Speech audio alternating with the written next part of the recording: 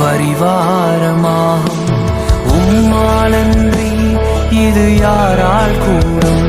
பெரும் கோடும் கையும் இரு பரிவாரமாகும்.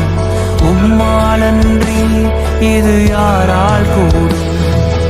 ஆகாயத்து பட்சிகளை போஷிப்பீர் என்றார், என்னையும் போஷிப்பது நிச்சயமே. காட்டு புஷ்பங்களை உடுத்துவதும்